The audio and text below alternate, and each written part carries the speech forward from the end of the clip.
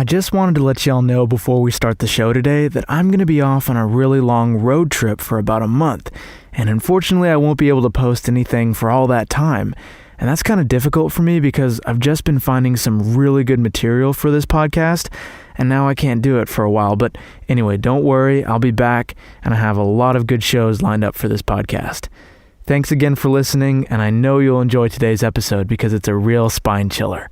So until next time, happy trails. The Catholic Men's Podcast, helping you find good works of literature for the Catholic gentleman.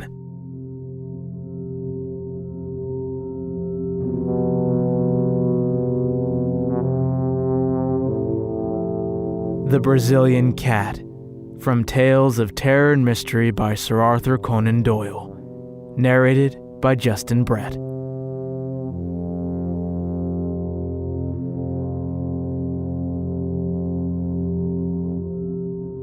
It is hard luck on a young fellow to have expensive tastes, great expectations, aristocratic connections, but no actual money in his pocket, and no profession by which he may earn any. The fact was that my father, a good, sanguine, easy-going man, had such confidence in the wealth and benevolence of his bachelor elder brother, Lord Southerton, that he took it for granted that I, his only son, would never be called upon to earn a living for myself. He imagined that if there were not a vacancy for me on the great Southerton estates, at least there would be found some post in that diplomatic service which still remains the special preserve of our privileged classes. He died too early to realize how false his calculations had been. Neither my uncle nor the state took the slightest notice of me, or showed any interest in my career. An occasional brace of pheasants or basket of hares was all that ever reached me to remind me that I was heir to Otwell House and one of the richest estates in the country. In the meantime, I found myself a bachelor and man about town, living in a suite of apartments in Grosvenor Mansions, with no occupation save that of pigeon-shooting and polo-playing at Hurlingham. Month by month I realized that it was more and more difficult to get the brokers to renew my bills, or to cash any further post obits upon an unentailed property. Ruin lay right across my path, and every day I saw it clearer, nearer, and more absolutely unavoidable. What made me feel my own poverty the more was that, apart from the great wealth of Lord Southerton, all my other relations were fairly well-to-do. The nearest of these was Everard King, my father's nephew, my own first cousin, who'd spent an adventurous life in Brazil and had now returned to this country to settle down on his fortune. We never knew how he made his money, but he appeared to have plenty of it, for he bought the estate of Greylands near Clipton-on-the-Marsh in Suffolk. For the first year of his residence in England he took no more notice of me than my miserly uncle, but at last, one summer morning, to my very great relief and joy, I received a letter asking me to come down that very day and spend a short visit at Greylands Court. I was expecting a rather long visit to Bankruptcy Court at the time, and this interruption seemed almost providential. If I could only get on terms with this unknown relative of mine, I might pull through yet. For the family credit, he could not let me go entirely to the wall. I ordered my valet to pack my valise, and I set off the same evening for Clipton-on-the-Marsh. After changing in Ipswich, a little local train deposited me at a small deserted station, lying amidst a rolling grassy country, with a sluggish and winding river curving in and out amidst the valleys, between high, silted banks which showed that we were within reach of the tide. No carriage was awaiting me. I found afterwards that my telegram had been delayed, so I hired a dog-cart at the local inn. The driver, an excellent fellow, was full of my relative's praises, and I learned from him that Mr. Everard King was already a name to conjure with in that part of the county. He had entertained the school children, he'd thrown his grounds open to visitors, he'd subscribed to charities. In short, his benevolence had been so universal that my driver could only account for it on the supposition that he had parliamentary ambitions. My attention was drawn away from my driver's panegyric by the appearance of a very beautiful bird, which settled on a telegraph post beside the road. At first I thought it was a jay, but it was larger, with a brighter plumage.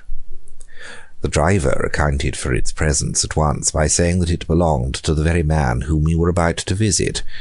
It seems that the acclimatization of foreign creatures was one of his hobbies, and that he brought with him from Brazil a number of birds and beasts which he was endeavouring to rear in England. When once we had passed the gates of Greylands Park, we had ample evidence of this taste of his. Some small spotted deer, a curious wild pig, known, I believe, as a peccary, a gorgeously feathered oriole, some sort of armadillo, and a singular lumbering in-toed beast like a very fat badger, were among the creatures which I observed as we drove along the winding avenue. Mr. Everard King, my unknown cousin, was standing in person upon the steps of his house, for he had seen us in the distance and had guessed that it was I. His appearance was very homely and benevolent, short and stout, 45 years old, perhaps, with a round, good-humoured face, burned brown with the tropical sun and shot with 1,000 wrinkles. He wore white linen clothes in true planter style, with a cigar between his lips and a large Panama hat upon the back of his head. It was such a figure as one associates with a verandahed bungalow, and it looked curiously out of place in front of this broad stone English mansion, with its solid wings and its Palladio pillars before the doorway. "My dear," he cried, glancing over his shoulder, "my dear, here is our guest. Welcome, welcome to Greylands. I am delighted to make your acquaintance, Cousin Marshall, and I take it as a great compliment that you should honour this sleepy little country place with your presence." Nothing could be more hearty than his manner, and he set me at my ease in an instant. But it needed all his cordiality to atone for the frigidity and even rudeness of his wife, a tall, haggard woman who came forward at his summons. She was, I believe, of Brazilian extraction, though she spoke some excellent English, and I accused her manners on the score of her ignorance of our customs. She did not attempt to conceal, however, either then or afterwards, that I was no very welcome visitor at Greylands Court. Her actual words were, as a rule, courteous, but she was the possessor of a pair of particularly expressive dark eyes, and I read in them very clearly from the first that she heartily wished me back in London once more.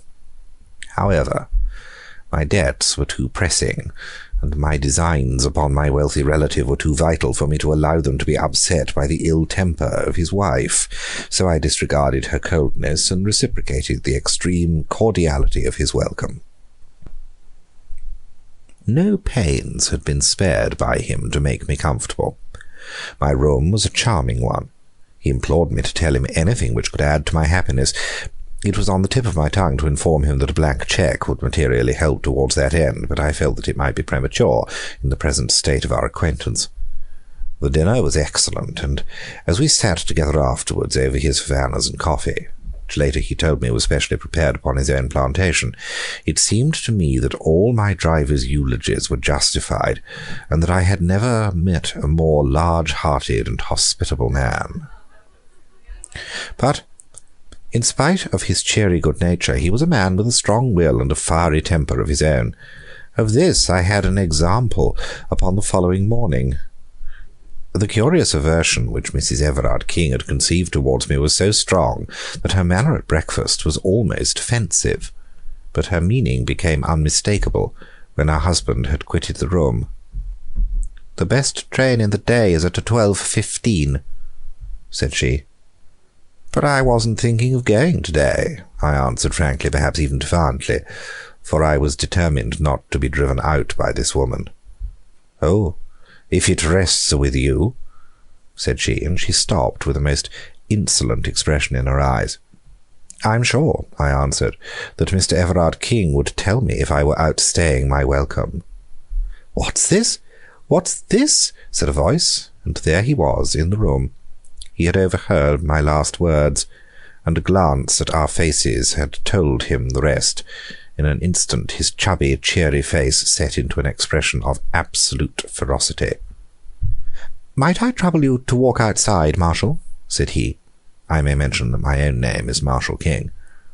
He closed the door behind me, and then for an instant I heard him talking in a low voice of concentrated passion to his wife. This gross breach of hospitality had evidently hit upon his tenderest point.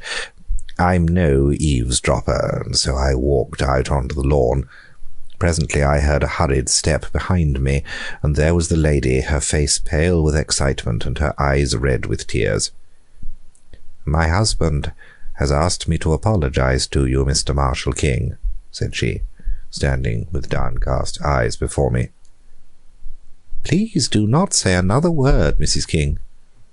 Her dark eyes suddenly blazed out at me. "You fool!" she hissed with frantic vehemence, and turning on her heel, swept back to the house.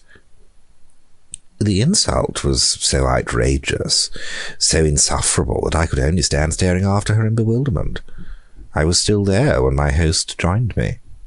He was his cheery, chubby self once more. "I hope that my wife has apologized for her foolish remarks," said he. "Oh, yes, certainly." He put his hand through my arm and walked with me up and down the lawn. "You must not take it seriously," said he. "It would grieve me inexpressibly if you curtailed your visit by 1 hour. The fact is, there is no reason why there should be any concealment between relatives, that my poor dear wife is incredibly jealous. She hates that anyone, male or female, should for an instant come between us. Her ideal is a desert island and an eternal tete-a-tete.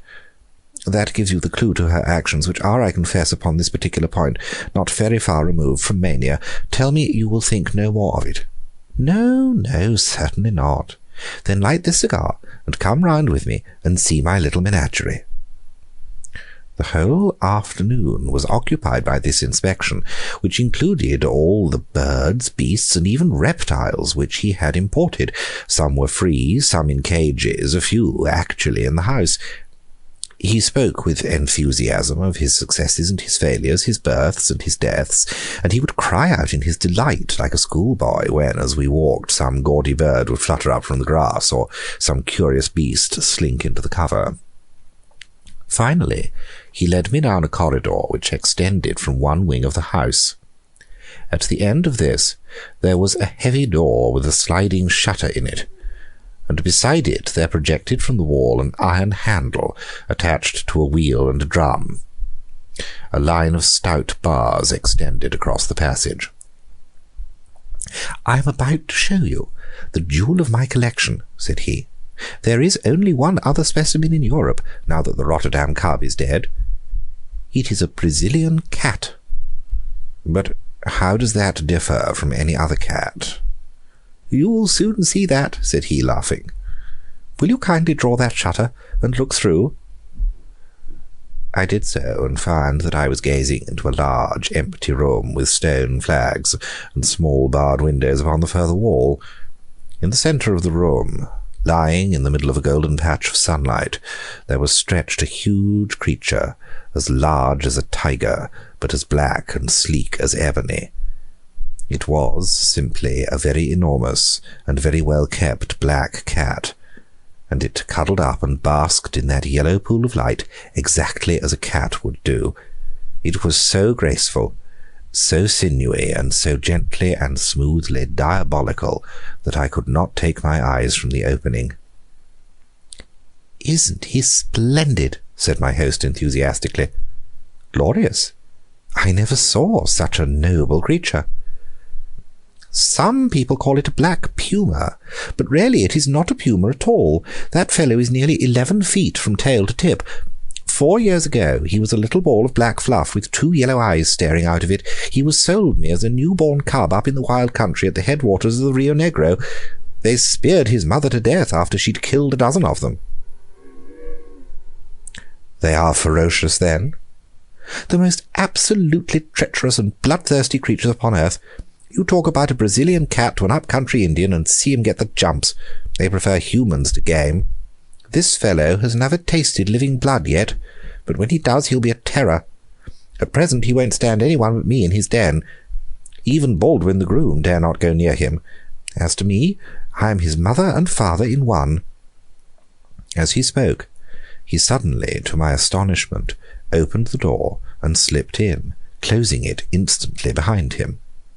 At the sound of his voice, the huge, lithe creature rose, yawned, and rubbed its round black head affectionately against his side, while he patted and fondled it. "Now, Tommy, into your cage," said he. The monstrous cat walked over to one side of the room and coiled itself up under a grating. Everard King came out, and taking the iron handle which I have mentioned, he began to turn it. As he did so, the line of bars in the corridor began to pass through a slot in the wall, and closed up the front of this grating so as to make an effective cage. When it was in position, he opened the door once more and invited me into the room, which was heavy with the pungent, musty smell peculiar to the great carnivora. "That's how we work it," said he. "We give him the run of the room for exercise, and then at night we put him in his cage. You can let him out by turning the handle from the passage, or you can, as you have seen, coop him up in the same way. No, you should not do that." I had put my hand between the bars to pat the glossy, heaving flank. He pulled it back with a serious face. "I assure you that he is not safe. Don't imagine that because I can take liberties with him anyone else can. He is very exclusive in his friends, aren't you, Tommy? Ah, he hears his lunch coming to him, don't you, boy?" A step sounded in the stone-flagged passage, and the creature had sprung to his feet and was pacing up and down in the narrow cage, his yellow eyes gleaming, his scarlet tongue rippling and quivering over the white line of his jagged teeth. A groom entered with a coarse joint upon a tray and thrust it through the bars to him. He pounced lightly upon it and carried it off to the corner, and there, holding it between his paws, tore and wrenched at it, raising his bloody muzzle every now and then to look at us. It was a malignant and yet fascinating sight. "You can't wonder that I'm fond of him, can you?" said my host as we left the room, "especially when you consider that I have had the rearing of him. It was no joke bringing him over from the centre of South America, but here he is safe and sound, and, as I have said, far the most perfect specimen in Europe. The people at the zoo are dying to have him, but I really can't part with him. Now, I think that I have inflicted my hobby upon you long enough, so we cannot do better than follow Tommy's example and go to our lunch." My South American relative was so engrossed by his grounds and their curious occupants that I hardly gave him credit at first for having any interests outside them. That he had some, and pressing ones, was soon borne in upon me by the number of telegrams which he received. They arrived at all hours, and were always opened by him with the utmost eagerness and anxiety upon his face. Sometimes I imagined that it must be the turf, and sometimes the stock exchange, but certainly he had some very urgent business going forwards which was not transacted upon the downs of Suffolk. During the 6 days of my visit, he had never fewer than 3 or 4 telegrams a day, sometimes as many as 7 or 8. I had occupied these 6 days so well that by the end of them I had succeeded in getting upon the most cordial terms with my cousin. Every night we had sat up late in the billiard-room, he telling me the most extraordinary stories of his adventures in America, stories so desperate and reckless that I could hardly associate them with the brown, little chubby man before me. In return, I ventured upon some of my own reminiscences of London life, which interested him so much that he vowed he'd come up to Grosvenor Mansions and stay with me. He was anxious to see the faster side of city life, and certainly, though I say it, he could not have chosen a more competent guide. It was not until the last day of my visit that I ventured to approach that which was on my mind. I told him frankly about my pecuniary difficulties and my impending ruin, and I asked his advice, though I hoped for something more solid. He listened attentively, puffing hard at his cigar. "But surely," said he, "you are the heir of our relative, Lord Southerton." "I have every reason to believe so, but he would never make me any allowance." No, I have heard of his miserly ways. My poor Marshal, your position has been a very hard one. By the way, have you heard any news of Lord Southerton's health recently?" "He has always been in a critical condition, ever since my childhood." Exactly. A creaking hinge, if ever there was one. Your inheritance may be a long way off. Dear me, how awkwardly situated you are. I had some hopes, sir, that you, knowing all the facts, might be inclined to advance. Don't say another word, my dear boy, he cried with the utmost cordiality. We shall talk it over tonight, and I give you my word that whatever is in my power shall be done. I was not sorry that my visit was drawing to a close, for it is unpleasant to feel that there is one person in the house who eagerly desires your departure. Mrs. King's sallow face and forbidding eyes had become more and more hateful to me. She was no longer actively rude. Fear of her husband prevented her, but she pushed her insane jealousy to the extent of ignoring me, never addressing me, and in every way making my stay at Greylands as uncomfortable as she could. So offensive was her manner during that last day that I should certainly have left had it not been for that interview with my host in the evening, which would, I hoped, retrieve my broken fortunes. It was very late when it occurred, for my relative, who had been receiving even more telegrams than usual during the day, went off to his study after dinner and only emerged when the household had retired to bed. I heard him go round, locking the doors, as custom was of a night, and finally he joined me in the billiard-room. His stout figure was wrapped in a dressing-gown, and he wore a pair of red Turkish slippers without any heels. Settling down into an armchair, he brewed himself a glass of grog, in which I could not help noticing that the whisky considerably predominated over the water. "My word," said he, "what a night!" It was, indeed. The wind was howling and screaming round the house, and the latticed windows rattled and shook as if they were coming in. The glow of the yellow lamps and the flavour of our cigars seemed the brighter and more fragrant for the contrast. "Now, my boy," said my host, "we have the house and the night to ourselves. Let me have an idea of how your affairs stand, and I will see what can be done to set them in order. I wish to hear every detail." Thus encouraged, I entered into a long exposition in which all my tradesmen and creditors, from my landlord to my valet, figured in turn. I had notes in my pocket-book, and I marshalled my facts, and gave, I flatter myself, a very business-like statement of my own unbusiness-like ways and lamentable position. I was depressed, however, to notice that my companion's eyes were vacant, and his attention elsewhere. When he did occasionally throw out a remark, it was so entirely perfunctory and pointless that I was sure he had not in the least followed my remarks. Every now and then he roused himself and put on some show of interest, asking me to repeat or explain more fully, but it was always to sink once more into the same brown study. At last he rose, threw the end of his cigar into the grate. "I'll tell you what, my boy," said he. "I never had a head for figures, so you will excuse me. You must jot it all down upon paper, and let me have a note of the amount. I'll understand it when I see it in black and white." The proposal was encouraging. I promised to do so. "And now it's time we were in bed. By Jove, there's 1 o'clock striking in the hall." The tingling of the chiming clock broke through the deep roar of the gale. The wind was sweeping past with the rush of a great river. "I must see my cat before I go to bed," said my host. "A high wind excites him. Will you come?" "Certainly," said I. "Then tread softly and don't speak, for everyone is asleep." We passed quietly down the lamp-lit Persian-rugged hall and through the door at the farther end. All was dark in the stone corridor, but a stable lantern hung on a hook, and my host took it down and lit it. There was no grating visible in the passage, so I knew that the beast was in its cage. "Come in," said my relative, and opened the door. A deep growling as we entered showed that the storm had really excited the creature. In the flickering light of the lantern we saw it, a huge black mass coiled in the corner of its den, and throwing a squat, uncouth shadow upon the whitewashed wall.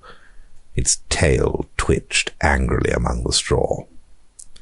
"Poor Tommy is not in the best of tempers," said Everard King, holding up the lantern and looking in at him. "What a black devil he looks, doesn't he? I must give him a little supper to put him in a better humour. Would you mind holding the lantern for a moment?" I took it from his hand, and he stepped to the door. "His larder is just outside here," said he. "You will excuse me for an instant, won't you?" He passed out, and the door shut with a sharp metallic click behind him. That hard, crisp sound made my heart stand still. A sudden wave of terror passed over me. A vague perception of some monstrous treachery turned me cold. I sprang to the door, but there was no handle upon the inner side. "Here!" I cried. "Let me out!" "All right, don't make a row," said my host from the passage. "You've got the light all right?" "Yes, but I don't care about being locked in alone like this." "Don't you?" I heard his hearty, chuckling laugh. "You won't be alone long." "Let me out, sir," I repeated angrily. "I tell you, I don't allow practical jokes of this sort." "Practical is the word," said he, with another hateful chuckle. And then suddenly I heard, amidst the roar of the storm, the creak and whine of the winch handle turning and the rattle of the grating as it passed through the slot. Great God! He was letting loose the Brazilian cat. In the light of the lantern, I saw the bars sliding slowly before me. Already there was an opening a foot wide at the further end. With a scream, I seized the last bar with my hands and pulled with the strength of a madman. I was a madman with rage and horror. For a minute or more I held the thing motionless. I knew that he was straining with all his force upon the handle, and that the leverage was sure to overcome me. I gave inch by inch, my feet sliding along the stones, and all the time I begged and prayed this inhuman monster to save me from this horrible death. I conjured him by his kinship. I reminded him that I was his guest. I begged to know what harm I had ever done him. His only answers were the tugs and jerks upon the handle, each of which, in spite of all my struggles, pulled another bar through the opening. Clinging and clutching, I was dragged across the whole front of the cage until at last, with aching wrists and lacerated fingers, I gave up the hopeless struggle. The grating clanged back as I released it, and an instant later I heard the shuffle of the Turkish slippers in the passage and the slam of the distant door. Then everything was silent. The creature had never moved during this time. He lay still in the corner, and his tail had ceased switching. This apparition of a man adhering to his bars and dragged screaming across him had apparently filled him with amazement. I saw his great eyes staring steadily at me. I had dropped the lantern when I seized the bars, but it still burned upon the floor, and I made a movement to grasp it, with some idea that its light might protect me. But the instant I moved, the beast gave a deep and menacing growl. I stopped and stood still, quivering with fear in every limb. The cat, if one may call so fearful a creature by so homely a name, was not more than 10 feet from me. The eyes glimmered like 2 discs of phosphorus in the darkness. They appalled and yet fascinated me. I could not take my own eyes from them. Nature plays strange tricks with us at such moments of intensity, and those glimmering lights waxed and waned with a steady rise and fall. Sometimes they seemed to be tiny points of extreme brilliancy, little electric sparks in the black obscurity. Then they would widen and widen until all that corner of the room was filled with their shifting and sinister light, and then suddenly they went out altogether. The beast had closed its eyes. I do not know whether there may be any truth in the old idea of the dominance of the human gaze, or whether the huge cat was simply drowsy, but the fact remains that, far from showing any symptom of attacking me, it simply rested its sleek black head upon its huge forepaws, and seemed to sleep. I stood, fearing to move, lest I should rouse it into malignant life once more. But at least I was able to think clearly, now that the baleful eyes were off me. Here I was, shut up for the night with the ferocious beast. My own instincts, to say nothing of the words of the plausible villain who laid this trap for me, warned me that the animal was as savage as its master. How could I stave it off until morning? The door was hopeless, and so were the narrow barred windows. There was no shelter anywhere in the bare stone-flagged room. To cry for assistance was absurd. I knew that this den was an outhouse, and that the corridor which connected it with the house was at least 100 feet long. Besides, with the gale thundering outside, my cries were not likely to be heard. I had only my own courage and my own wits to trust to. And then, with a fresh wave of horror, my eyes fell upon the lantern. The candle burned low and was already beginning to gutter. In 10 minutes it would be out. I had only 10 minutes then in which to do something, for I felt that if I were once left in the dark with that fearful beast I should be incapable of action. The very thought of it paralyzed me.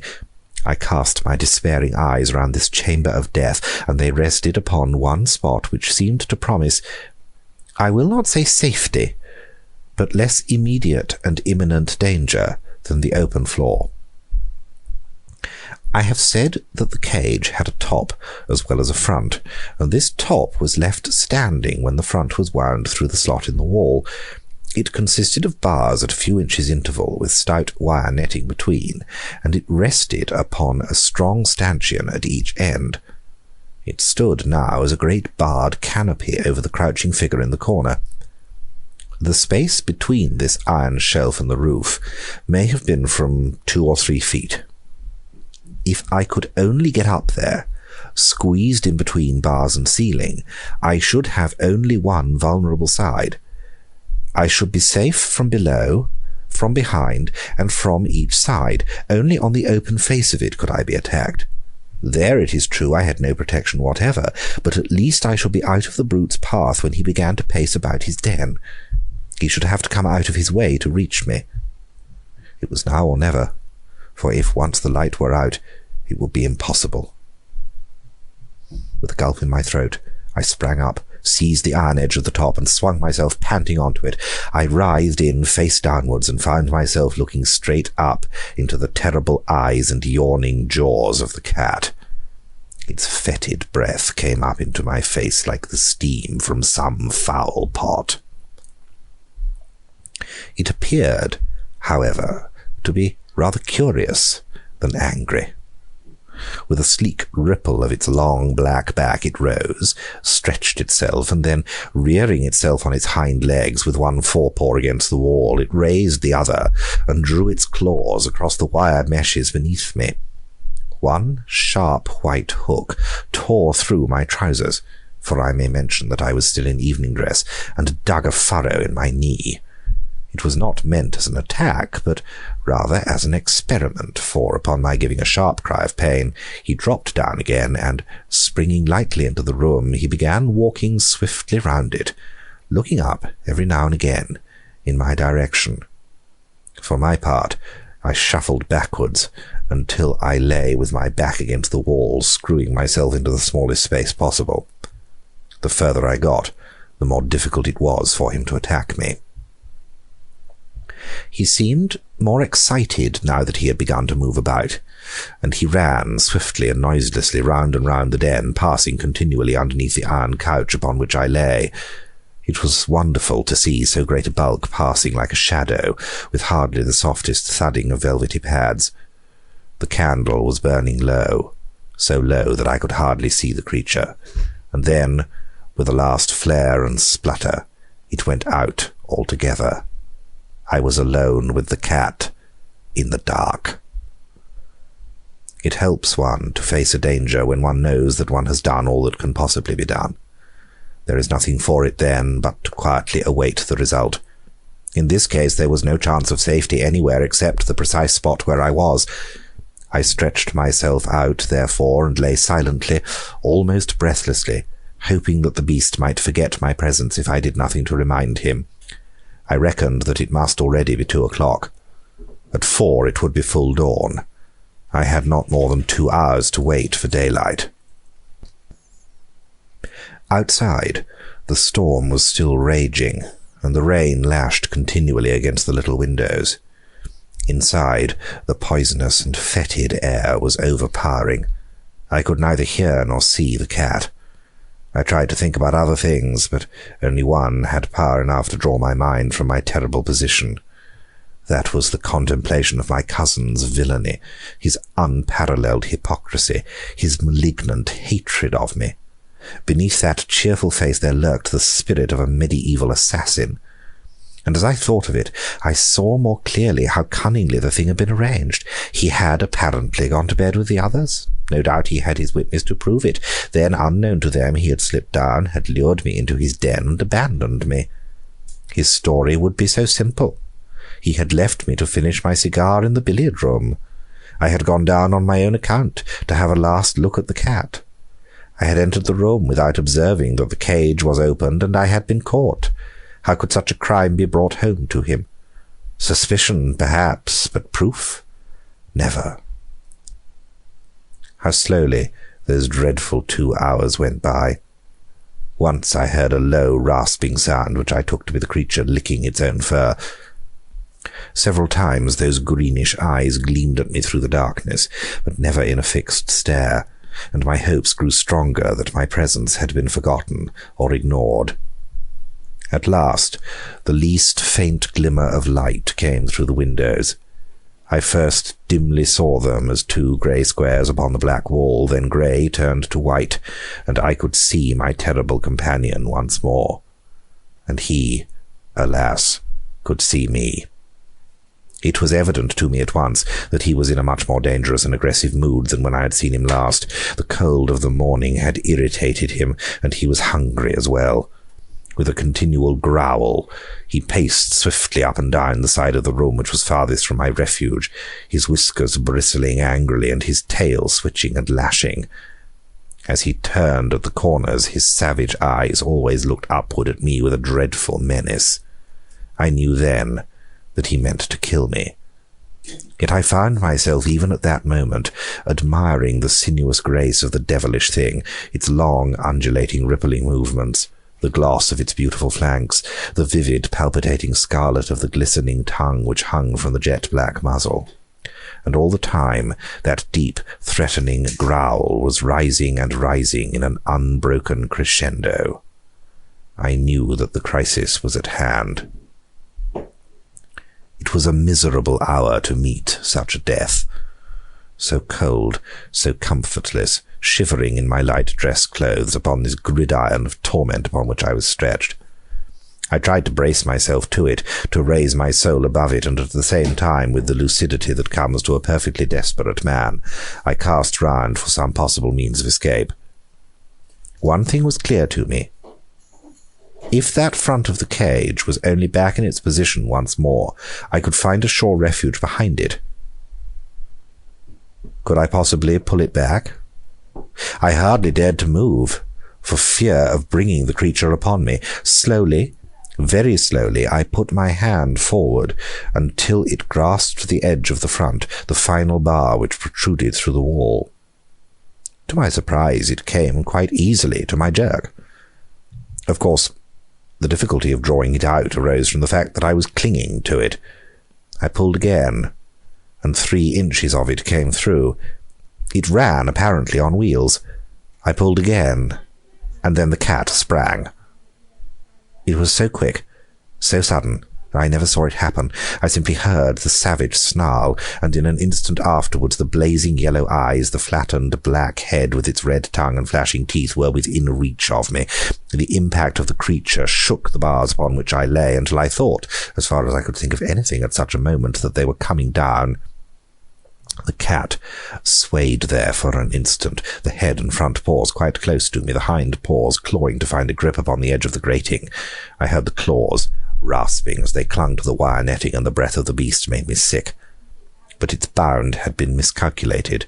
It could not retain its position. Slowly, grinning with rage and scratching madly at the bars, it swung backwards and dropped heavily upon the floor. With a growl, it instantly faced round to me and crouched for another spring. I knew that the next few moments would decide my fate. The creature had learned by experience. It would not miscalculate again. I must act promptly, fearlessly, if I were to have a chance for life. In an instant I had formed my plan.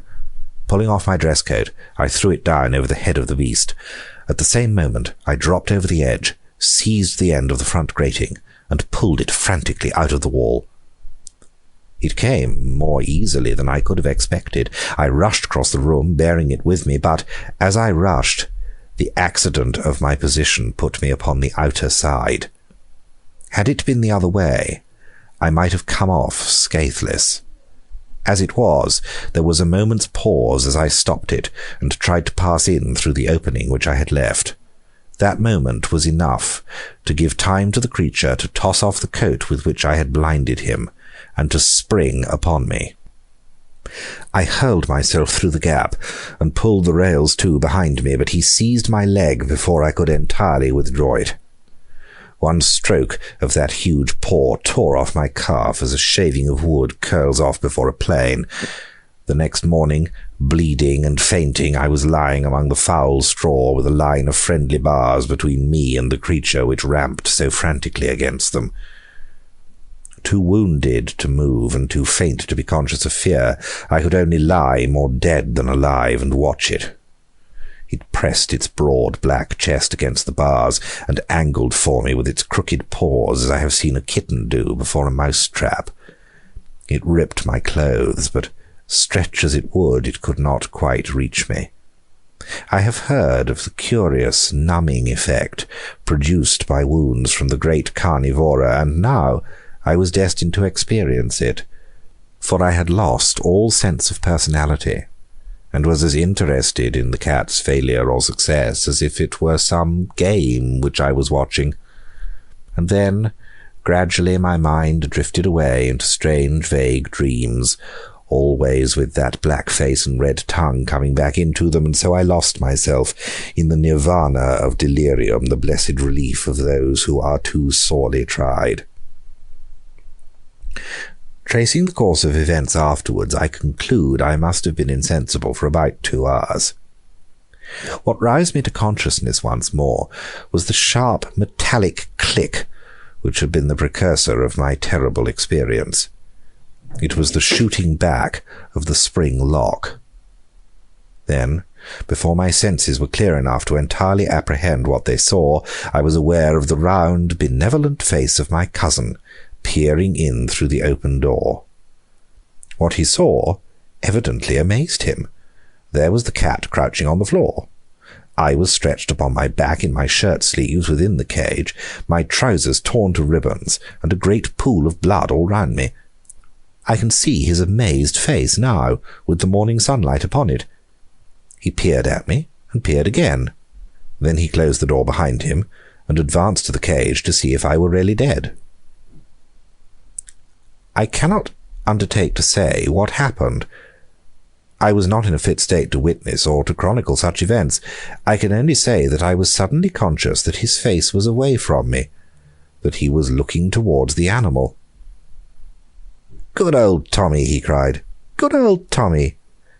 Then he came near the bars with his back still towards me. "Down, you stupid beast," he roared. "Down, sir.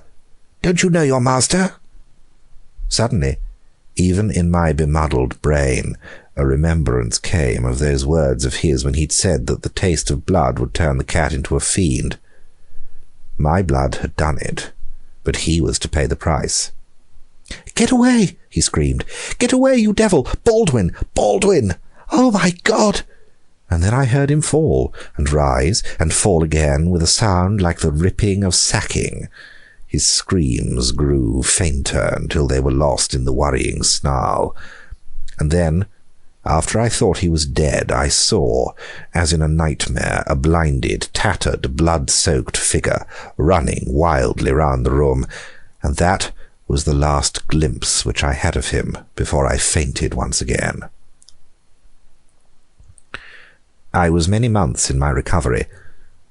In fact, I cannot say that I have ever recovered, for to the end of my days I shall carry a stick as a sign of my night with the Brazilian cat. Baldwin, the groom, and the other servants could not tell what had occurred when, drawn by the death cries of their master, they found me behind the bars, and his remains, or what they afterwards discovered to be his remains, in the clutch of the creature which he had reared. They stalled him off with hot irons, and afterwards shot him through the loophole of the door before they could finally extricate me. I was carried to my bedroom, and there, under the roof of my would-be murderer, I remained between life and death for several weeks. They had sent for a surgeon from Clipton and a nurse from London, and in a month I was able to be carried to the station, and so conveyed back once more to Grosvenor Mansions. I have One remembrance of that illness, which might have been part of the ever-changing panorama conjured up by a delirious brain, were it not so definitely fixed in my memory. One night, when the nurse was absent, the door of my chamber opened, and a tall woman in blackest mourning slipped into my room. She came across to me, and as she bent her sallow face, I saw, by the faint gleam of the night-light, that it was the Brazilian woman whom my cousin had married. She stared intently into my face, and her expression was more kindly than I had ever seen it. "Are you conscious?" she asked. I feebly nodded, for I was still very weak. "Well, then, I only wish to say to you that you have yourself to blame. Did I not do all I could for you? From the beginning I tried to drive you from the house. By every means, short of betraying my husband, I tried to save you from him. I knew he had a reason for bringing you here. I knew that he would never let you get away again. No one knew him as I knew him, who had suffered from him so often. I did not dare to tell you all this. You would have killed me. But I did my best for you. As things have turned out, you have been the best friend that I have ever had. You have set me free, and I fancied that nothing but death would do that. I am sorry if you are hurt, but I cannot reproach myself. I told you you were a fool, and a fool you have been." She crept out of the room, the bitter, singular woman, and I was never destined to see her again. With what remained of her husband's property, she went back to her native land, and I have heard that she afterwards took the veil at Pernambuco. It was not until I had been back in London for some time that the doctors pronounced me well enough to do business. It was not a very welcome permission for me, for I feared that it would be the signal for an inrush of creditors, but it was Summers, my lawyer, who first took advantage of it. "I am very glad to see that your lordship is so much better," said he. "I have been waiting a long time to offer my congratulations." "What do you mean, Summers? This is no time for joking." "I mean what I say," he answered. "You have been Lord Southerton for the last 6 weeks, but we feared that it would retard your recovery if you were to learn it." Lord Southerton, one of the richest peers in England! I couldn't believe my ears, and then suddenly I thought of the time which had elapsed, and how it coincided with my injuries. "Then Lord Southerton must have died about the same time that I was hurt?" "His death occurred upon that very day." Summers looked hard at me as I spoke, and I am convinced, for he was a very shrewd fellow, that he had guessed the true state of the case. He paused for a moment as if awaiting a confidence from me, but I could not see what was to be gained by exposing such a family scandal. "Yes, a very curious coincidence," he continued with the same knowing look. "Of course, you are aware that your cousin, Everard King, was the next heir to the estates. Now, if it had been you instead of him who had been torn to pieces by this tiger, or whatever it was, then of course he would have been Lord Southerton at the present moment." "No doubt," said I. "And he took such an interest in it," said Summers. "I happen to know that the late Lord Southerton's valet was in his pay, and that he used to have telegrams from him every few hours to tell him how he was getting on. That would be about the time when you were down there. Was it not strange that he should wish to be so well informed, since he knew that he was not the direct heir?" "Very strange," said I. "And now, Summers, if you will bring me my bills and a new cheque-book, we will begin to get things into order." End of The Brazilian Cat by Arthur Conan Doyle.